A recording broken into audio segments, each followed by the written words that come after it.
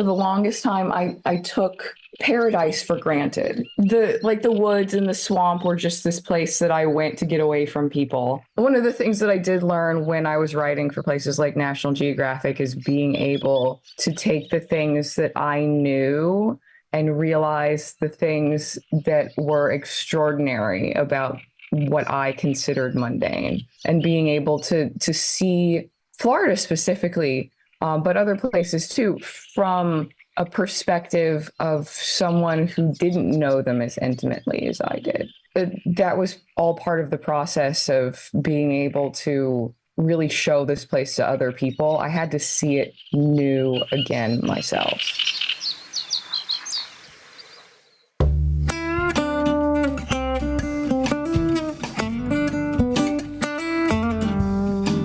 Welcome to Forum, Beyond the Pages, the podcast that tells the stories behind the stories of Florida Humanities award-winning magazine. I'm Andrew Quintana.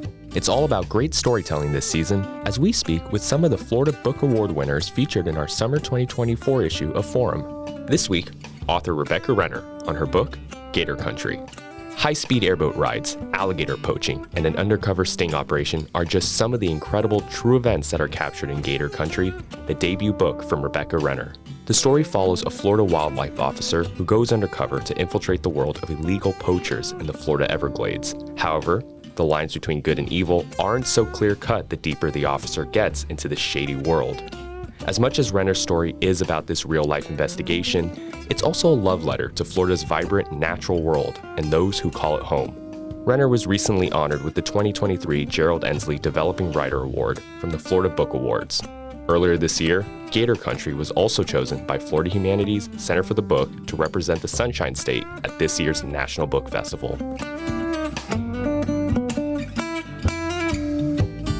As someone who not too long ago began their career writing articles about Florida's environment, I just want to say it was so awesome to find out that this was your debut novel. To me, it kind of showed that there's still so much story left to be told about Florida's natural world. Was it a challenge for you to try to transition from writing online articles to a longer 300-page narrative? I want to make it obvious that it's not a novel, it's a nonfiction book. Because I think people are getting a little confused because it is narrative nonfiction. And that's one of the reasons why I could make that jump, because it really wasn't a big jump at all. I have an MFA in fiction writing. So this was more in my wheelhouse than writing the online articles. That makes sense. That does make sense.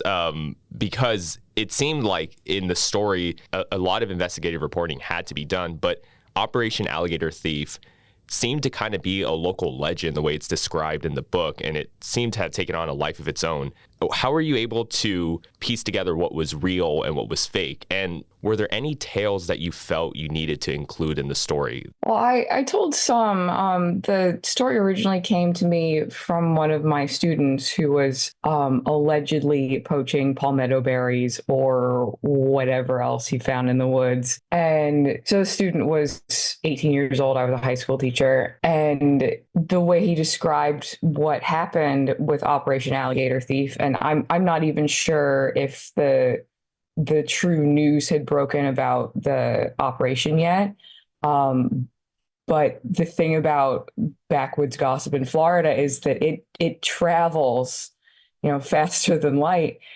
And so we were hearing all of these things about, he said a friend of a friend had been arrested by an undercover cop who or an undercover wildlife officer who he had no idea he was an undercover. He was the last person he would have ever imagined. It was like he was a shapeshifter. And it did take on a life of its own, like a mythical quality, the way he had described it. And we both started looking for it, and it was hard to dig up at first, but then after a while, and by a while, I mean years, things started coming together. Or one reason that things started coming together is that I knew a lot more about journalism, and I knew a lot more about the techniques that I could use to help things come together. And one of those things was getting to know my subjects and making sure that they trusted me. The biggest key to this story for me was getting Jeff to trust me, and vice versa, honestly.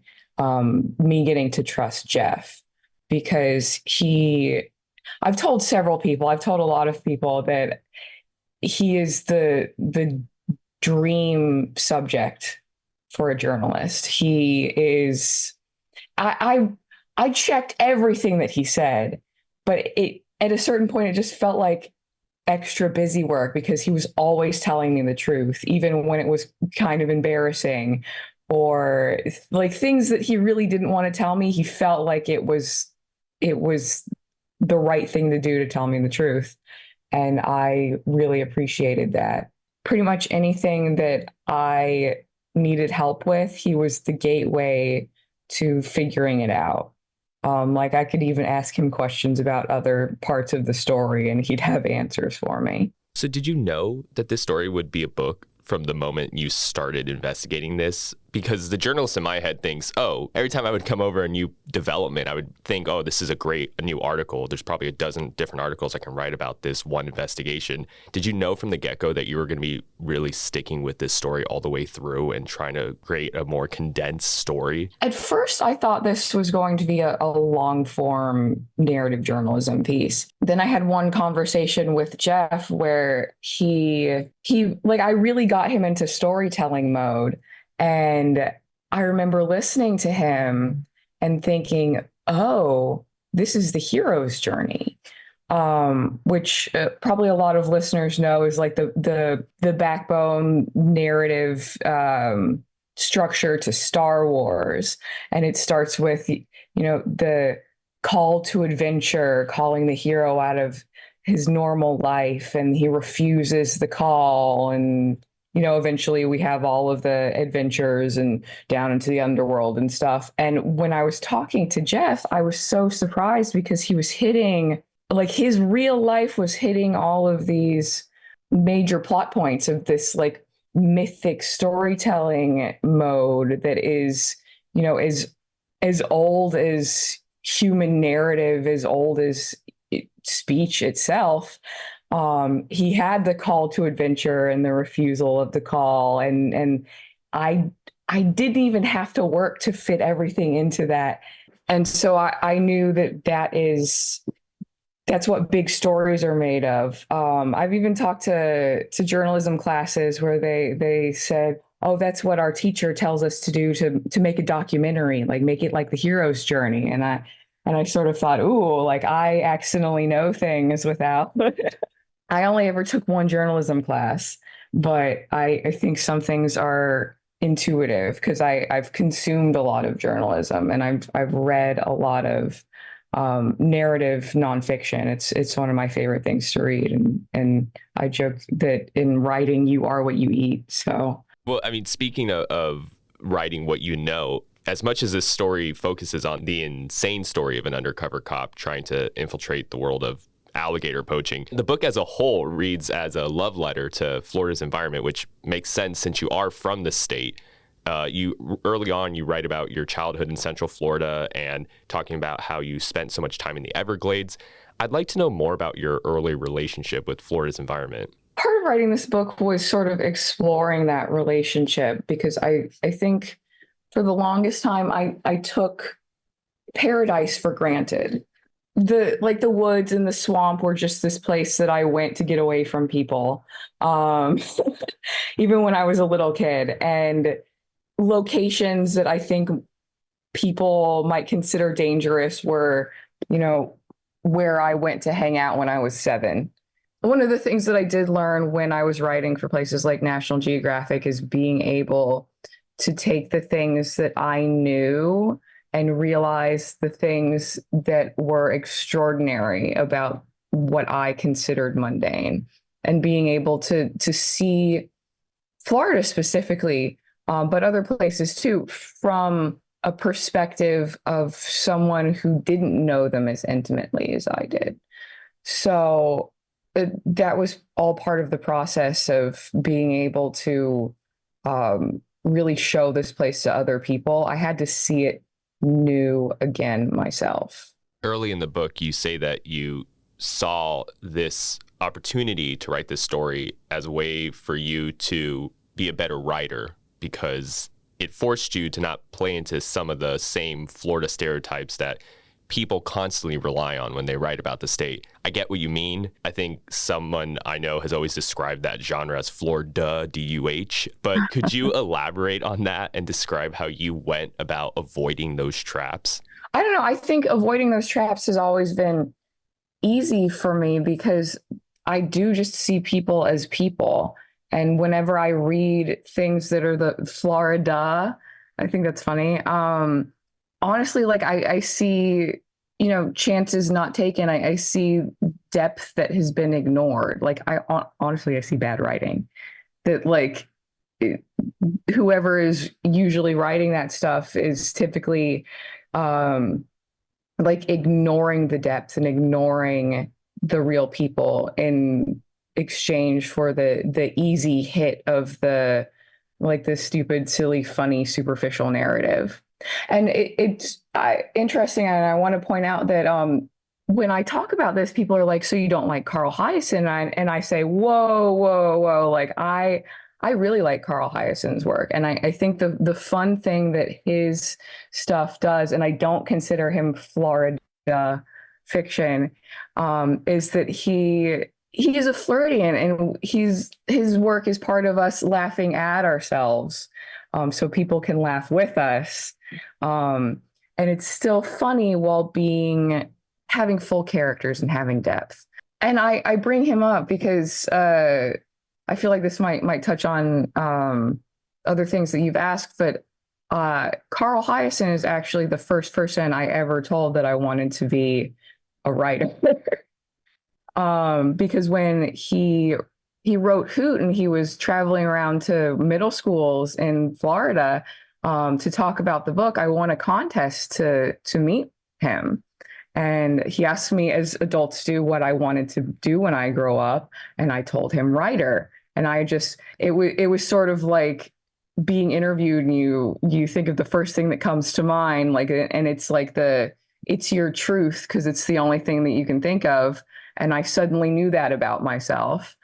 Hoot, it's funny, is one of the books that I go back to when I think about why I am a writer, and specifically why I write about nature and why I write about animals. And my rediscovering Florida in writing this book, because when I was younger, I remember like I liked reading, but I had never really seen myself in a book until I read Hoot. And that book felt like it was about people I could know and about my real life. And I remember being that age and younger and seeing these beautiful parts of my hometown where I lived, swampland and all that stuff, bulldozed to put in Walmarts and things like that. That was sort of a pivotal moment in my childhood of seeing nature bulldozed for things that nobody asked for, that represented consumerism and all those things that I would grow to know that I did not love and I wanted to stand against. But when I was young, and I said stuff like that, almost nobody listened to me, except my parents, and I felt listened to when I read Hoot.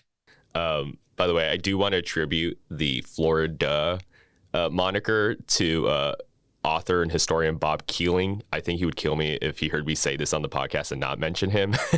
That's who I heard it from. I don't know who he heard it from or if he made that up, but Bob Keeling, by the way, is the one that told me that. Okay. Despite the title being Gator Country, I was not expecting to learn so much about the gray area between poachers and conservationists. What was it like exploring that in your writing? It's sort of weird because I did all this investigating and I felt like I hadn't done enough when I sat down to write, and I felt like I hadn't done what I needed to do and that I hadn't actually met the sort of poachers that I had set out to hang out with. And then I realized that I had, and that they were nothing like who I imagined they would be, because I was thinking Crocodile Dundee villains and people who I would be scared to be around. And instead I got people who could have been my distant family members, and we're just hanging out on, I almost said on the river, but it's not the river in the Everglades. But that speaks to how familiar it felt. It could have been just with my family hanging out on the river. And I think that was one of those points where I really got to practice that sort of full character journalism and being able to see people as they are instead of how I imagined them to be. Was there a moment that you realized that the story that you were writing, it wasn't going to be a simple good guy versus bad guy story? I mean, you said that these poachers who you thought could be the villains in your story turned out to just be kind of regular people who maybe even you related to as family members. Was there a moment you realized, yeah, this isn't going to be as black and white as I thought this was going to be? I started from a point of maybe it's not going to be black and white, but the more I got to know all of the people in it, the more I realized that was true. So it was sort of a gradual process.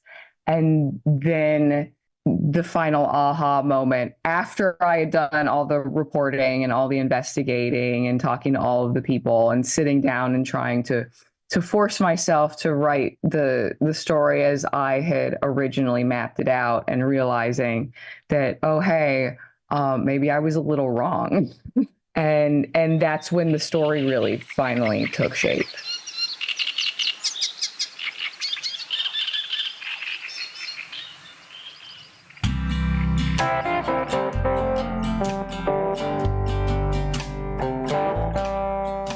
That was Rebecca Renner on her book, Gator Country.